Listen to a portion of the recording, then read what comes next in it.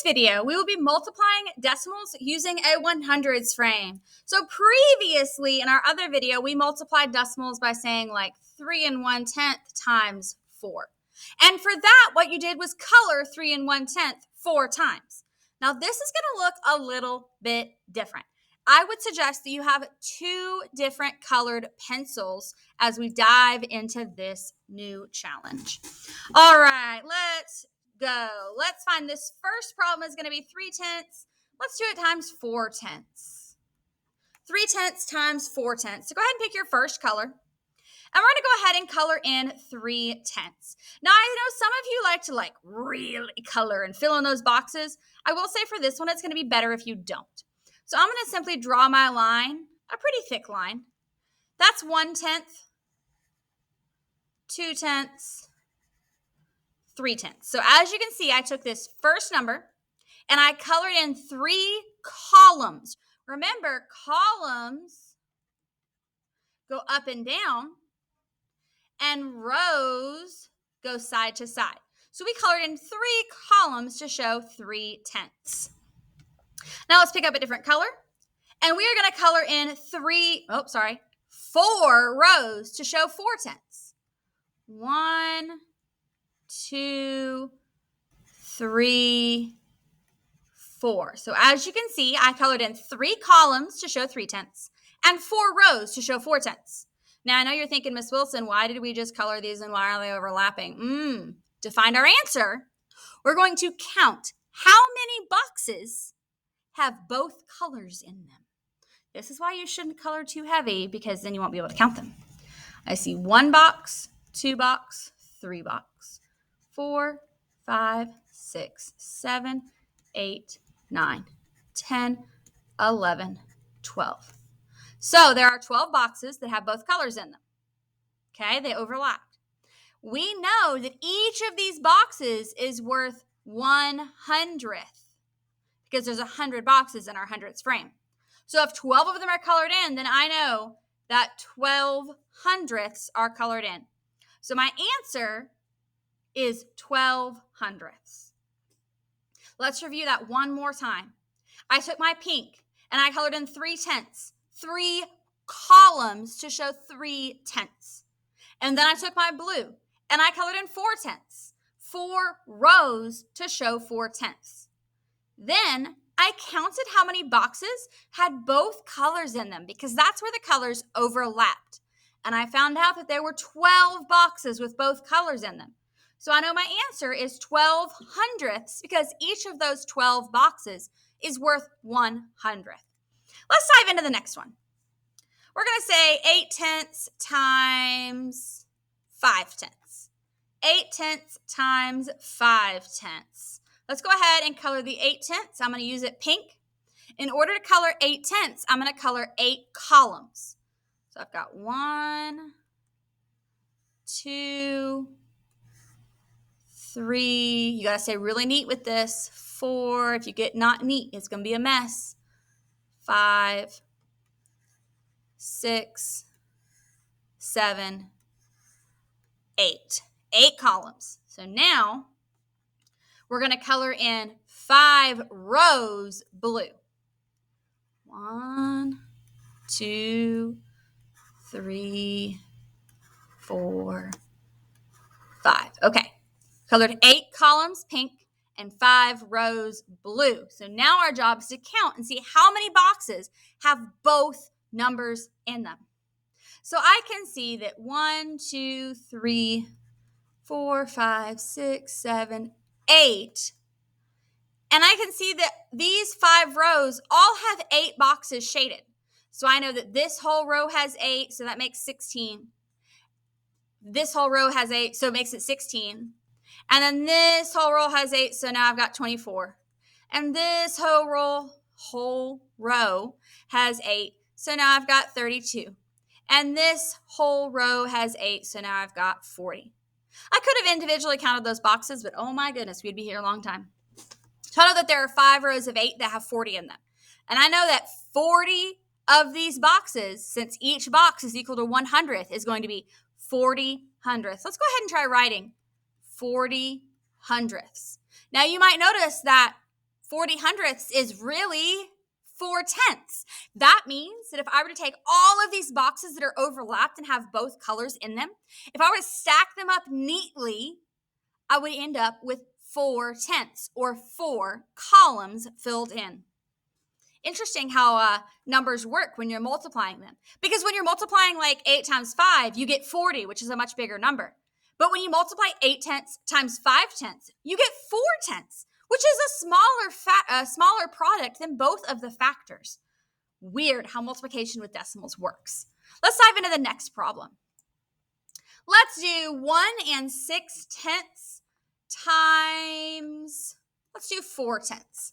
1 6/10 times 4/10. So this one's going to look a little bit different because we know we have to color in the entire first hundreds frame to show the whole number 1.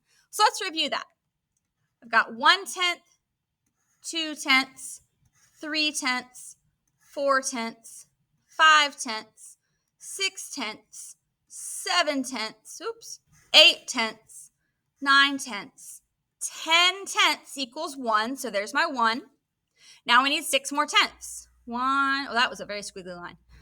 2, 3, 4, 5, 6/10.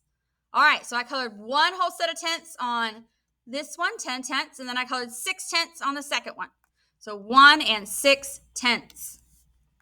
Now let's take our different colored marker, colored pencil, whatever you got, and color in the 4/10. We're going to go all the way across both of them. So we're going to say 1/10 all the way across. We're going to say 2/10 all the way across. 3/10 all the way across. And 4/10 all the way across. Now you know the next step. We're going to count and see how many we have. Well, I can look at this first box and I see that 4 whole rows are colored in with both colors. That tells me that 4/10 are colored in over here because 4 entire rows would equal 4 rows of 10. So I know that over here I've got 4/10 colored in. So let's see what we have colored in on the other side. Got 1, 2, 3, 4, 5, 6. Add another 6, that's 12. Add another 6, that's 18. Add another 6, that's 24. So on this side, I've got 24 hundredths colored in because if I've got 24 of the boxes and the boxes are worth 100th, I've got 24 hundredths colored in. So now I have to decide if this side has 4/10 colored in and this side has 24 hundredths colored in, how am I going to decide what is colored in both of the boxes? That keyword both should have told you we are going to add. So I'm going to make sure I draw my magical decimal line. Some of you have gotten a little bit lazy about that magical decimal line. Draw your magical decimal line. It's beautiful. I'm going to add 4/10 and 24 hundredths together. And when I add those together, let's put my 0 up there. I'm going to get 64 hundredths. 64 hundredths. So my answer is going to be 64 hundredths because there's 4/10 on this side and 24 hundredths on the other side. I want you to notice this answer. When we were looking earlier, we saw that the product is smaller than both of the factors when the factors are under 1. Here we see that we have one factor above 1 and one factor below 1. And if you notice, our product is below 1, but it's still bigger than our second factor. That's going to become important as we start predicting answers later in the week. Let's go ahead and work on these last 2. I'm going to have you do these 2 on your own, and then we're going to check them together. Let's do 7/10 times 5/10. 7/10 times 5/10. Get you 2 colors and go work it out. For this one, you should have colored 7/10, one color. 7/10 is 7 columns. So 1, 2, 3, 4, 5, 6, 7 columns times 5/10. And 5/10 is 5 rows. 1, 2, 3, 4, 5. Beautiful. And if we color in 7/10 times 5/10, we're going to count the number that were overlapped. So 1, 2, 3, 4, 5, 6, 7. So that next row is going to have 7. That's going to give me 14. The next row is going to have 7. That's going to give me 28. Sorry, 21. Woo, got to catch my math facts. The next row is going to have 7. It's going to give me 28. And the next row is going to have 7. That's going to give me 35. 35.